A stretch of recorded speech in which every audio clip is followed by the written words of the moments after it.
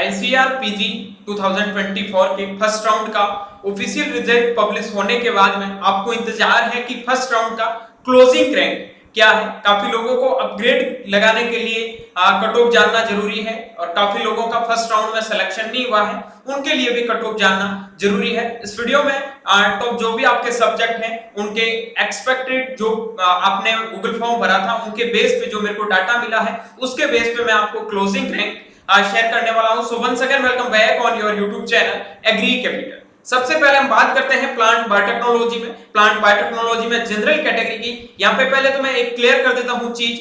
यहाँ पे हम बात करेंगे वो जितने भी जो प्लांट बायोटेक के अंदर सब्जेक्ट आते हैं उन सबको मिला के, ठीक है।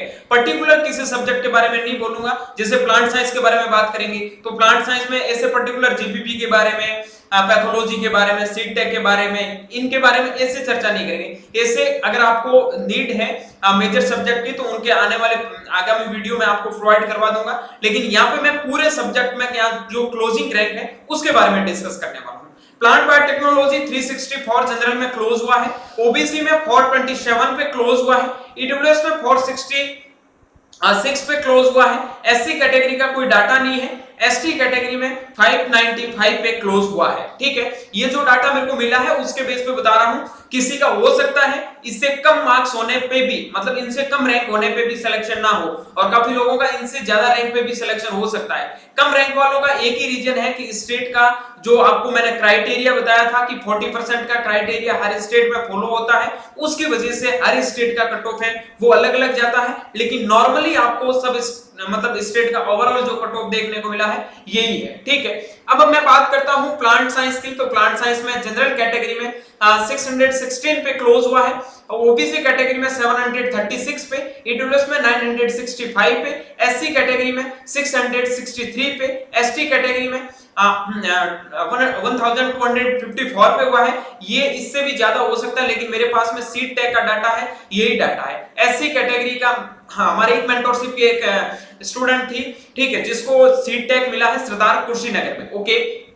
चलिए अब मैं आगे बढ़ने से पहले जो लोग फिजिकल साइंस और एग्रोनॉमी से जेआरएफ की प्रिपरेशन करना चाहते हैं उनके लिए रॉयल इंस्टीट्यूट ऑफ कंपटीशन ने नवरात्रा और दशहरा पे महाबचत ऑफर है वो चलाया है, जिसमें आप इसमें ज्वाइन करके आप भी अगले साल की प्रिपरेशन करना चाहते हैं तो इनमें एनरोल कर सकते हैं। एप्लीकेशन का लिंक वीडियो के डिस्क्रिप्शन बॉक्स में मिल जाएगा या फिर आप यहां पे स्कैन करके भी इनके एप्लीकेशन को डाउनलोड करके ज्वाइन हो सकते हैं। रॉयल इंस्टीट्यूट का ये रिजल्ट आप देख सकते हैं, आईआरए से लगाकर देश के जो भी टॉप इंस्टीट्यूट है वहां पे फिजिकल साइंस और एग्रोनॉमी में बहुत बेहतरीन रिजल्ट इन्होंने दिया है, ठीक है।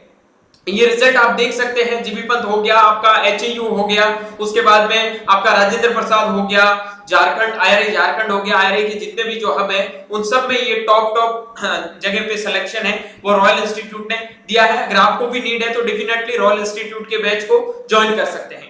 नाउ हम बात करते हैं फिजिकल साइंस के बारे में। तो फिजिकल साइंस में देखो 309 का ये मेरे पास में डाटा है, ठीक है। ये जो डाटा है वो आपका मेट्रोलॉजी का डाटा है, 329 है। उसके बाद में ईडब्ल्यूएस में 415 पे, उसके बाद एससी में 619 पे, एसटी में 603 पे।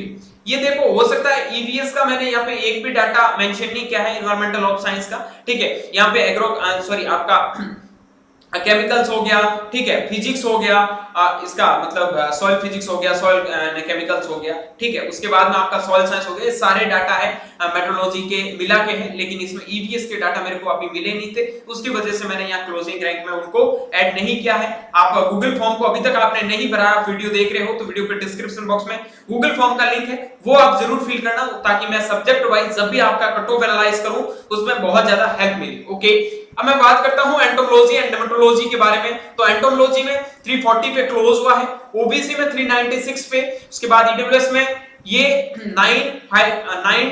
592 है। ये जो क्लोजिंग रैंक है ये आपका नेमेटोलॉजी का है, ठीक है, ये नेमेटोलॉजी का है, ये एएमयू में नेमेटोलॉजी मिला है इस रैंक पे। उसके बाद में एससी में 689 पे, एसटी में 744 पे, ये आपका नेमेटोलॉजी के डाटा है। एंटोमोलॉजी के आप इनसे कम रैंक भी मान सकते हैं। जनरल में एंटोमोलॉजी लगभग 300 रैंक पे मिला है और ईडब्ल्यूएस का 340 रैंक पे मिला है, ठीक है। उसके बाद में आप एससी और एसटी कैटेगरी में जहां तक मेरे पास में डाटा थे 580 के समथिंग ऐसा कुछ रैंक था, उन तक यहाँ पे एंटोमोलॉजी में मिला है। ओके, अब मैं बात करता हूँ एग्रोनॉमी में, तो 317 पे नागालैंड मिला है जनरल कैटेगरी में। उसके बाद ओबीसी में 354 पे, ईडब्ल्यूएस में 378 पे, एससी में 520 पे, एससी में 517 पे एग्रोनॉमी है वो अलॉट हुआ है। फर्स्ट राउंड की बात कर रहा हूं, ठीक है।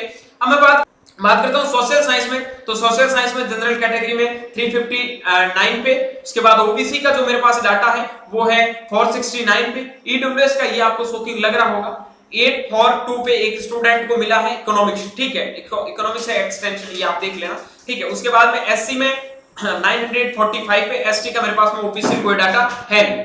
हॉर्टिकल्चर की बात करता हूं तो हॉर्टिकल्चर में 447 पे, उसके बाद 447 पे पीएचएम मिला है। उसके बाद में बात करता हूं ओबीसी में 461 पे, उसके बाद में बात करता हूं ईडब्ल्यूएस में 538 पे, यहां पर फ्लोरिकल्चर एंड लैंडस्केपिंग मिला है। उसके बाद में बात करता हूं एससी में 921 पे आपका पीएचएम मिला है। उसके बाद में बात करता हूं एसटी कैटेगरी का, जो मेरे पास में पीएचएम का डाटा आया था पोस्ट हार्वेस्ट मैनेजमेंट का, वो था 908, ठीक है। उसके बाद में बात करते हैं फॉरेस्ट्री का, तो फॉरेस्ट्री के ज्यादा मेरे पास डाटा है नहीं। एससी एसटी कैटेगरी में आपको नॉर्मली 250 रैंक तक अलॉट हुआ है, जनरल ओबीसी ईडब्ल्यूएस कैटेगरी में यहाँ पे आपको 180 के समथिंग मेरे पास जहां तक डाटा मेरे को मिले थे वहां तक अलॉट हुआ है, ठीक है। एग्रीकल्चर इंजीनियरिंग की बात करूं तो 321 आपका क्लोजिंग रैंक था, ओबीसी के अंदर 352 क्लोजिंग रैंक था, ईडब्ल्यूएस में 387 क्लोजिंग रैंक था, एससी में 473 क्लोजिंग रैंक था, एसटी में 539 क्लोजिंग रैंक था। उसके बाद बात करता हूं एग्री बिजनेस मैनेजमेंट में, तो जनरल कैटेगरी में 298 पे मिला है, एससी कैटेगरी में 417 पे एचएयू मिला है, 595 पे एबीएम का क्लोजिंग रैंक रहा था। बाकी यहाँ पे ऐसा मतलब हायर डाटा मिला नहीं है, जैसे 250 पे 260 तक और एसटी कैटेगरी में 500 तक के डाटा है, तो उनसे हायर डाटा नहीं मिला, तो मैंने यहाँ पे मेंशन नहीं किया है, ठीक है। तो यहाँ तक मिला है फर्स्ट राउंड में, उससे उम्मीद लगा सकते हैं। अब आप सोचोगे कि फर्स्ट से सेकंड में कितना वेरिएशन होगा, तो एटलीस्ट 50 से 100 रैंक का वेरिएशन तो आपको देखने को मिलेगा, जिसमें 300 प्लस सीट है, ठीक है। जैसे जैसे सीटें बढ़ती जाती है थोड़ा वेरिएशन है वो इंक्रीज होता जाता है। आई होप ये सारी चीजें हैं वो आप समझ गए होंगे। बाकी सब्जेक्ट वाइज कट ऑफ आप ज्यादा से ज्यादा गूगल फॉर्म जैसे जैसे भरोगे तो मैं वो भी आपको प्रोवाइड करवा दूंगा। मिलता हूं जल्दी एक नई वीडियो और अपडेट के साथ में, तब तक के लिए स्वस्थ रहे, मस्त रहे, देखते रहे एग्री कैपिटल का यूट्यूब चैनल माई चौधरी बीएचयू के साथ। Thank you very much.